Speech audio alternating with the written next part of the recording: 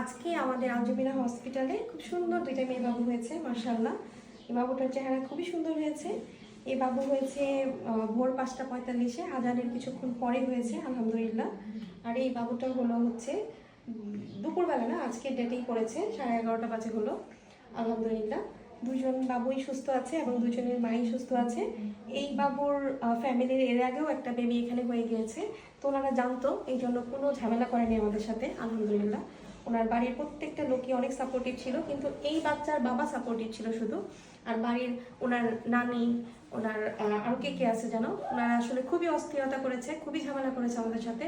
আমি বারবার বলছি, এরকম ঝামেলাদায়ক লোক প্লিজ আসবেন না। আপনারা শুধু হাজব্যান্ড নিয়ে চলে আসেন, আর যে শক্ত তাকে একজনকে নিয়ে আসেন। আর আশেপাশে যে এদের কিছুক্ষণ আগে 2 ঘন্টা আগে ওনারা ফাইনাল সিজার করবেই। তো আসলে এইভাবে কি জোর করে কখনো নর্মাল ডেলিভারি করানো যায়? যখন ওনারা ডিসিশন নিয়ে নেয় সিজার করবেই, তখন আসলে পেশেন্টের বিরুদ্ধে গিয়ে কাজ করতে ভয়ও লাগে, ঠিক আছে? কারণ দেখছি বাচ্চা ভালো ভালো থেকে আমি আমার চোখের সামনে সিজার করতে চাই না।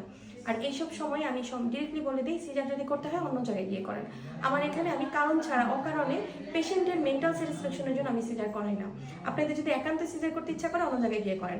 আর যদি কোনো বাচ্চার সমস্যা হতে নেয় বা বাচ্চার মা যদি অসুস্থ থাকে, একেবারেই হচ্ছে না, তখন আমরা বুঝবো যে না, এখন ডেঞ্জার জোনে আছে, এখন সিজার করতে হবে, তখন কিন্তু আমি নিজেই বলি যে সিজার করে ফেলেন। সেটা সংখ্যায় খুবই কম।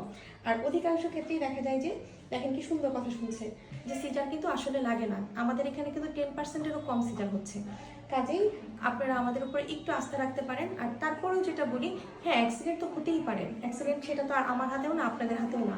আমি নিশ্চয়ই ইচ্ছা করে কারো অ্যাক্সিডেন্ট ঘটাবো না।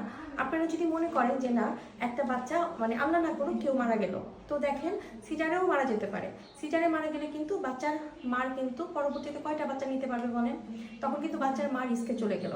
আর নর্মাল ডেলিভারিতে যদি কোনো বাচ্চা মারা যায়, আল্লাহ না করুক, যদি আল্লাহ হায়াত না রাখে, তাহলে কিন্তু আমি আপনি কোনোভাবেই তার হায়াত আমরা রাখতে পারবো না।